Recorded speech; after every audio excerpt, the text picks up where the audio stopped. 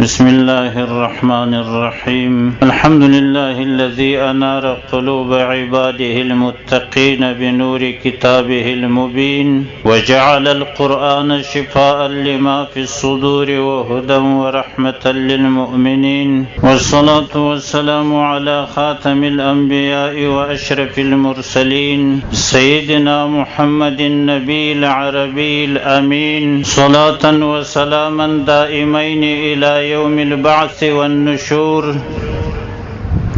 وعلى آله وأصحابه الطيبين الطاهرين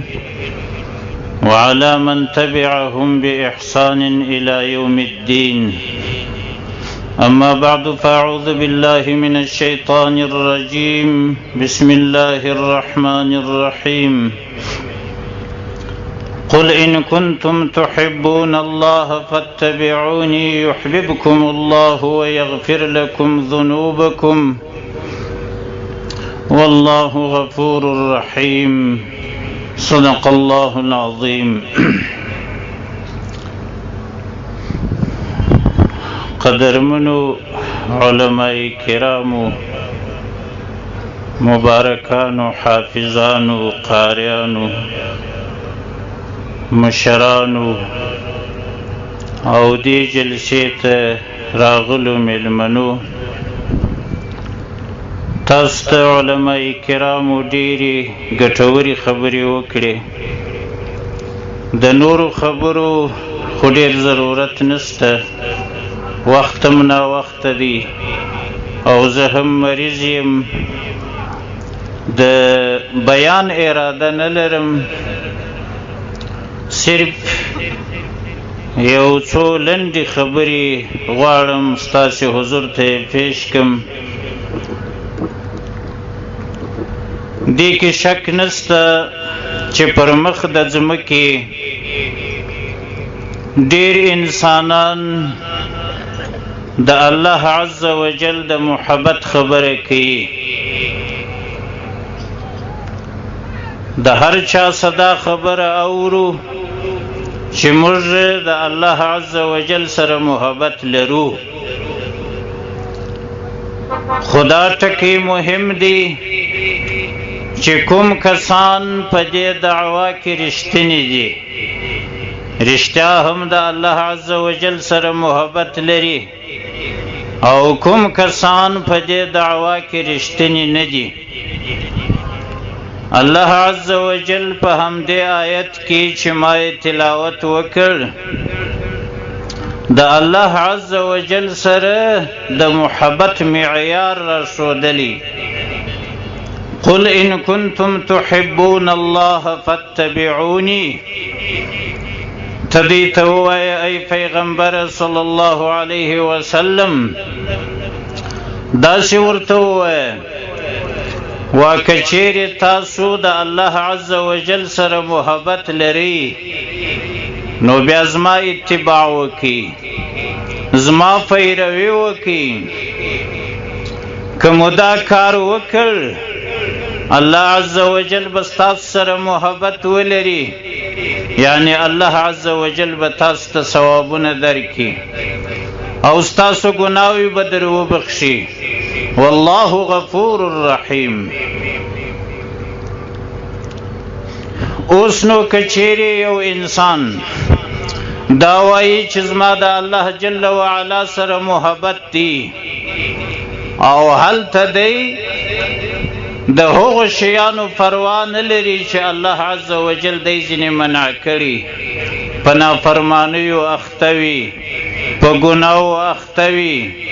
په جرمونو اخته وي نو بیا سړی ورته ویلی شي چې یاره په دې دعوا کې چې زه د الله پاک سره محبت لرم رښتونی نه په دې دعوا کې دروغ وایم که دې د الله عز وجل سره محبت وای نو خو تا به د پیغمبر صلی الله علیه وسلم اتباع کړی وای تا به دین پوره عملی کړی وای دا چې ستا سره د دین پروا نشته د پیغمبر صلی الله علیه وسلم د سنت پروا در سره نستا نو بیا به دا خبره څنګه در سره ومنم چې توازما د الله جل وعلا سره محبت دي نو د الله جل وعلا سره د محبت معیار د دین عملی کول دي او د پیغمبر صلی الله علیه وسلم د سنت پیروي ده هر څومره چې چا د پیغمبر صلی الله علیه وسلم د سنت پیروي کول په هغه اندازه دی د الله عز وجل د محبت په دعوا کې رښتینی دي رښتیا وایي تاسو ګوري صحابه کرام په دې دعوا کې څومره رښتینی وو چې دی د الله عز وجل سره محبت درلودي د پیغمبر صلی الله علیه وسلم یې څومره اتباع وکړه د پیغمبر صلی الله علیه وسلم په نصرت او کومک کې مالونه اولادونه کورونه دا ټول قرباني کړل دا ټول پریښول د احد په غزوه کې او یا کس صحابه کرام شهیدان شول او څومره ډیر زخمیان شول چې کله د دې غزوې څخه پیغمبر صلی الله علیه وسلم راګرځي او بیا خبر ورته راځي چې مشرکینو بیا مخ را اړولي غواړي چې پر مدینه منوره راشي پیغمبر صلی الله علیه وسلم ورته وایي هغه کسان به زما سره وځي چې د احد په غزوه کې زما سره موجود وو هغه ستړي صحابه کرام زخمیان صحابه کرام هغه د پیغمبر صلی الله علیه وسلم سره وځي کله چې هغه مشرکین خبرېږي چې پیغمبر صلی الله علیه وسلم راوتلی صحابه کرام ورسره دي د هغو په زړو کې رعب راځي ویره راځي هغه پر خپله مخه ځي د صحابه کرامو د دې محبت نتیجه دا سوه چې پر صحابه کرامو د جنت زیری رالی والذین آمنوا وهاجروا وجاهدوا في سبيل الله والذين آووا ونصروا أولئك هم المؤمنون حقا لهم مغفرة ورزق كريم دی آیت شریف کی پر ټول صحابه کرامو هغه که مهاجرین صحابه کرام دي هغه که انصار صحابه کرام دي پر ټولو د جنت زیری دي دا د دې د اتباع نتیجه ده چې د پیغمبر صلی الله علیه وسلم اتباع کوي پیروي کوي د الله عز وجل سره محبت لري په دنیا کې د جنت زیری ور باندې راځي نو د انسان د سعادت او د کامیابی نښه او علامه دا ده چې سړی به د دین پیرو وي کامیابی په بل شي کې نشته کامیابی د دنیا او د آخرت د دین په پیروي کې ده و بس د دین پیروي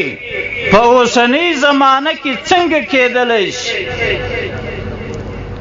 د پیغمبر صلی الله علیه وسلم اتباع څنګه کېدلی شي د پیغمبر صلی الله علیه وسلم د سنت پیروي د صحابه کرامو په اتباع سره کېدلی شي هغه دین محمدي چې د پیغمبر صلی الله علیه وسلم پر مبارک ژبه ښکاره شوی هغه صحابه کرامو د دنیا و هر کنجو کنار ته رسولی نو که چا د صحابه کرامو اتباع او پیروي وکړل هغه د پیغمبر صلی الله علیه وسلم د سنت پیروي وکړل د صحابه کرامو پیروي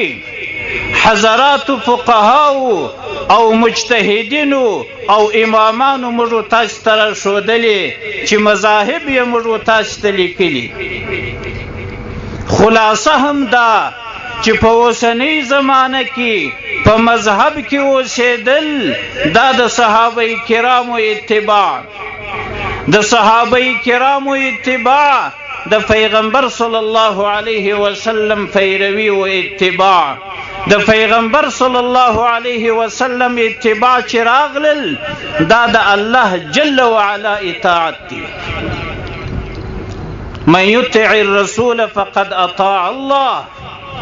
چا که د رسول صلی الله علیه وسلم اطاعت وکړ هغه د الله عز وجل اطاعت وکړ.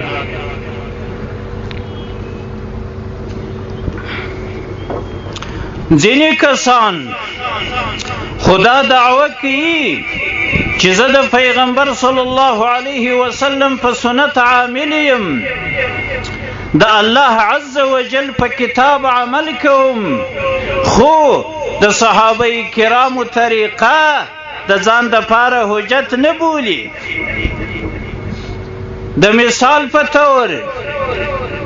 تراویح 10 رکعات نه کوي، وای پیغمبر صلی الله علیه وسلم 10 رکعات تراویح نه دي کړي، دا خو حضرت عمر رضی الله تعالی عنه 10 رکعات کړي. د صحابه کرامو سنت او طریقه نه مني او دا دعوه کوي چې زه د پیغمبر صلی الله علیه وسلم د سنت پیرو یم او اهل حدیث یم. څنګه به سړی ورسره ومني؟ د پیغمبر صلی الله علیه وسلم د سنت پیروي کله د صحابه کرامو بیل اتباع راتلای شي. د صحابه کرامو اتباع او پیروي که سړی ونه کړي د پیغمبر صلی الله علیه وسلم پیروي هم نه ده کړې. پیغمبر اسلام صلی الله علیه وسلم داسې فرمایي: فعلیکم بسنتی وسنة الخلفاء الراشدين المهديين عضوا عليها بالنواجذ الحديث. وای تاسو زما پر سنت ټینګ ودرېږئ او زما د خلفای راشدینو پر سنت ټینګ ودرېږئ،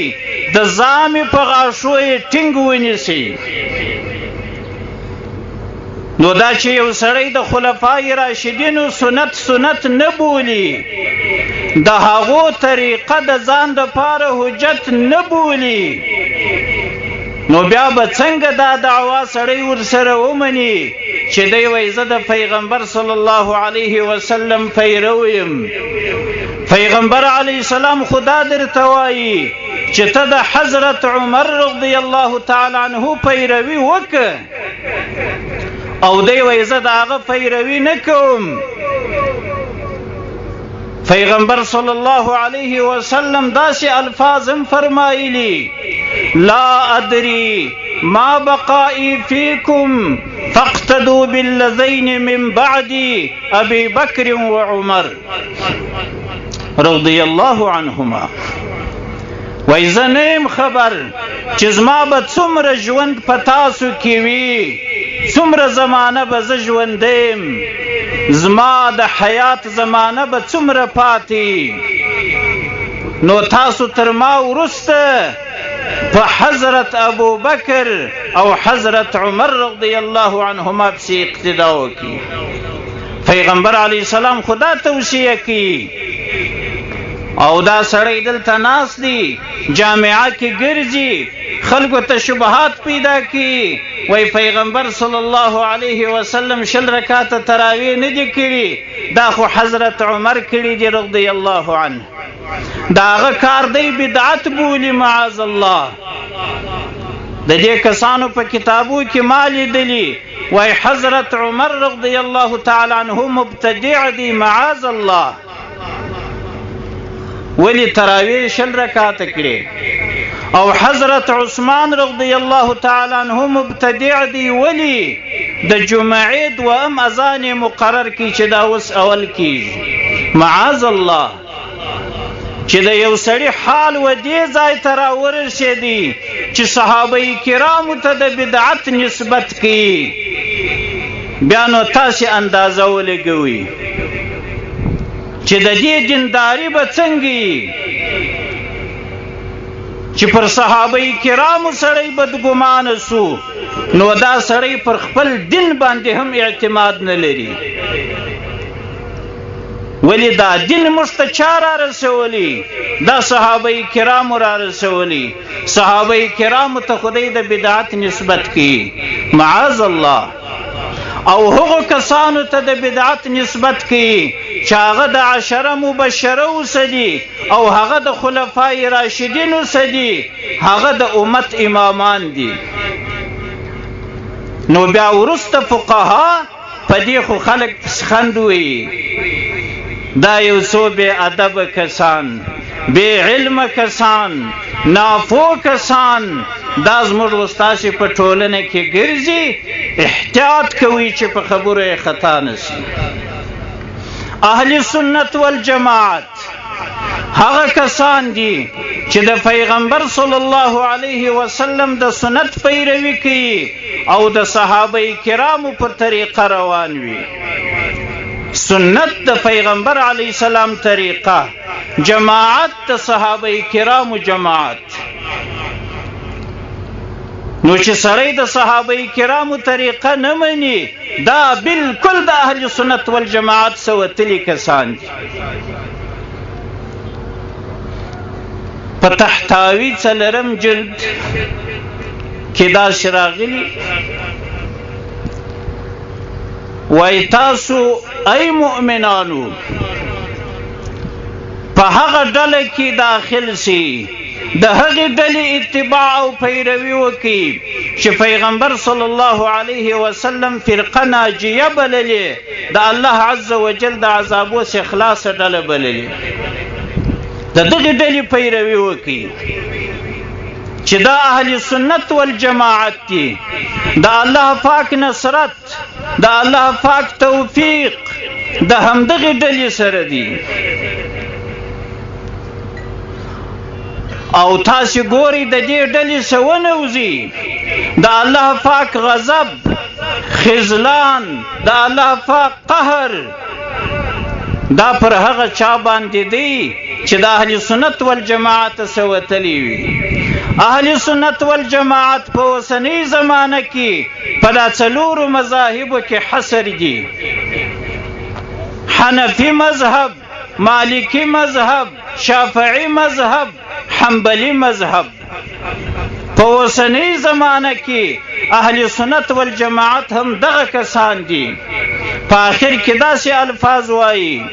ومن كان خارجا عن هذه الاربعه في هذه الزمان فهو من اهل البدعه والنار. وای که په دې اوسنۍ زمانه کې یو سړی د دغو 4 مذاهبو څخه وتلی و، هغه اهل بدعت دي، هغه مبتدع دي او هغه دوزخي دي. نو محترم سامعینو، خپل خبرې ختموم. د الله عز وجل سره ټول د محبت دعوا لرو، خو الله عز وجل دې توفیق راکړي چې په همدغه دعوه کې رښتینی واوسو. د دې دعوا دپاره معیار الله عز وجل موږ ته ټاکلی، هغه معیار دا دی چې د پیغمبر صلی الله علیه وسلم اتباع او پیروي وکړو. د پیغمبر صلی الله علیه وسلم اتباع په نن زمانه کې د دغو 4 مذاهبو په چوکاټ کې کیږي و بس. په دغه امامانو پسې چې نړۍ روانه ده، د نړۍ مسلمانان دا په دې حیث پسې روان دي چې دا شارحین د کتاب او د سنت دي. موږ ته د قرآن کریم شرح کړي، موږ ته د پیغمبر صلی الله علیه وسلم د سنت شرح کړي، موږ په حیث د شارحینو منو. د شارعینو رتبه هیڅ مسلمان یو امام ته نه ورکوي. د نړۍ مسلمانان په اوسنۍ زمانه کې د الله عز وجل عبادت د همدغو مذاهبو په چوکاټ کې کوي. د امت لویو امامانو، لویو مشایخو چې هغه په زرهاو دي، د الله پاک عبادت یې د همدغو امامانو د ارشاداتو په رڼا کې کړي. نو هغه زموږ استاسي سلف صالحین دي، موږ و تاسې به هم په هغو پسې روان یو. الله عز وجل دي د سلف صالحینو د پیروي توفیق راکړي. واخر دعوانا ان الحمد لله رب العالمين.